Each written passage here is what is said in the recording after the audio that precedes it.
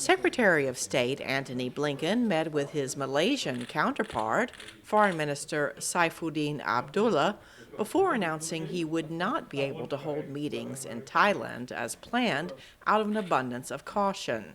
The U.S. Embassy in Kuala Lumpur said a member of the delegation tested positive for COVID-19 and that Blinken and the rest of the group would be traveling home. The February military coup in Myanmar was high on the agenda for talks Wednesday, with Blinken saying the situation in the country has gotten much worse since the coup.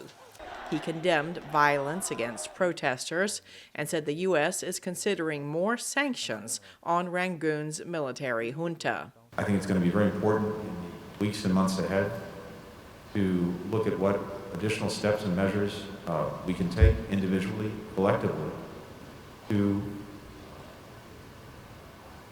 pressure the regime to put the country back on a democratic trajectory.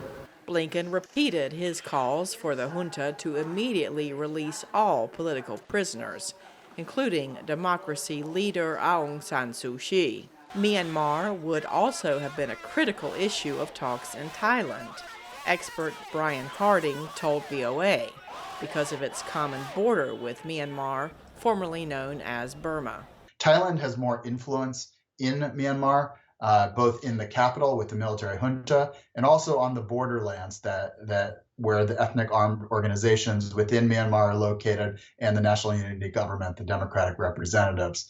I think the issue of humanitarian assistance across the border, COVID vaccines, the situation with internally displaced people, the situation in Myanmar since the coup in February 1st has really had negative impacts for Thailand. There are people, drugs, crime flowing across the border.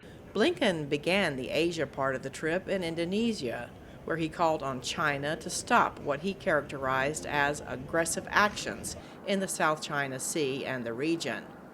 Harding said countries in the Indo-Pacific are watching the tensions between China and the U.S. with concern. They worry about the deterioration of U.S.-China relations, whether it could lead to active conflicts such as in the South China Sea.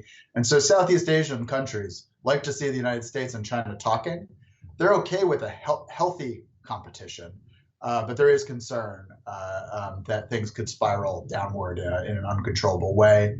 As frequent confrontations with Chinese vessels continue in the disputed South China Sea, Blinken made clear the U.S. wants to ensure people and countries in the region have the freedom to decide on their own futures and partners.